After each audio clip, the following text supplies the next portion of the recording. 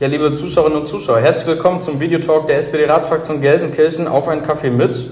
Heute von einem ganz besonderen Platz und mit einer ganz besonderen Person. Bei mir ist Barbara Hendricks und liebe Barbara, herzlich willkommen in Gelsenkirchen. Stell dich doch mal kurz vor unseren Zuschauern. Ja, ich bin Barbara Hendricks, ich bin die Bundesministerin für Umwelt, Naturschutz, Bauen und Reaktorsicherheit. Das ist schon ein ganz langer Text, das ist klar. Und heute bin ich hier in Hassel, vor allen Dingen als Bauministerin und als Ministerin für Stadtentwicklung. Ja, und deshalb, wir haben gerade einen Rundgang gemacht und Stadtentwicklung und Stadterneuerung ist für uns in Gelsenkirchen ein ganz zentrales Thema.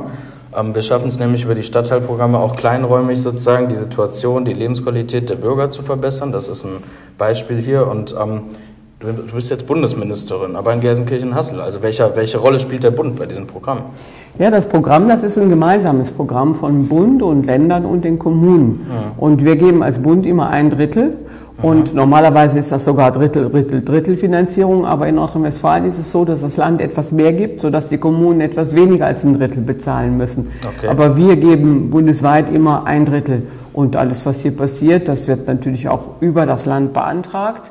Die Anträge werden nicht bei uns direkt gestellt, sondern über das Land und dann werden die vom Land geprüft, fachlich und begutachtet und normalerweise oder eigentlich immer folgen wir dann auch den Vorschlägen des Landes. Das hat aber natürlich damit zu tun, dass vorher auch die Geldportionen aufgeteilt sind. Also wie viel kriegt das Land insgesamt und damit müssen sie dann auch hinkommen und entsprechend machen sie auch Vorschläge.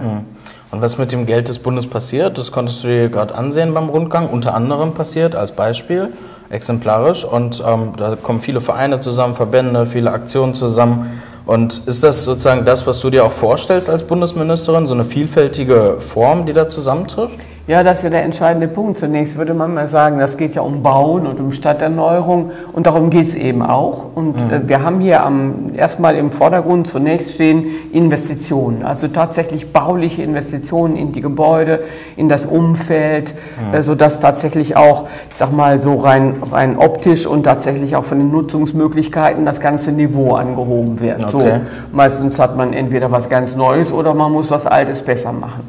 Und gerade hier haben wir auch nach dem Programm Soziale Stadt gearbeitet. Das ist für uns das Leitprogramm auf Bundesebene.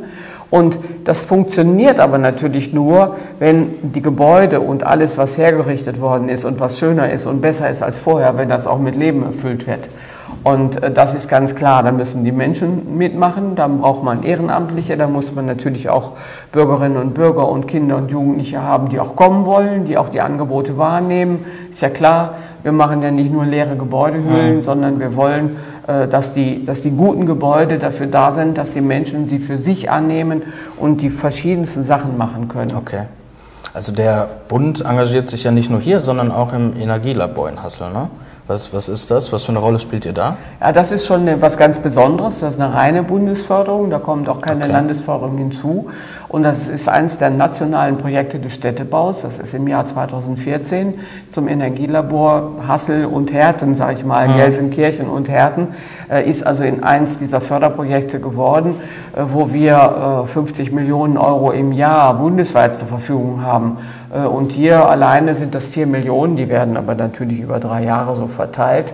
Aber man sieht, dass das also schon, ich sag mal, eine große Fördersumme ist, die hier hingegangen ist. Was wir auch gut finden, ist, dass das über die kommunalen Grenzen hinwegläuft und dass es tatsächlich ein Vorzeigeprojekt ist, an dem sich andere, die in vergleichbaren Situationen eben sind, dann auch orientieren können, klar.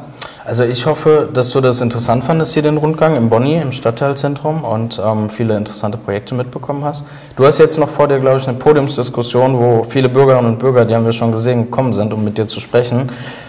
Dafür ganz viel Erfolg, ganz herzlichen Dank dafür, dass du dir Zeit genommen hast für unser Video. Ihnen auch vielen Dank fürs Zuschauen und bis zum nächsten Mal. Herzliches Glück auf. Ja, und Glück auf für Gelsenkirchen und für Hassel.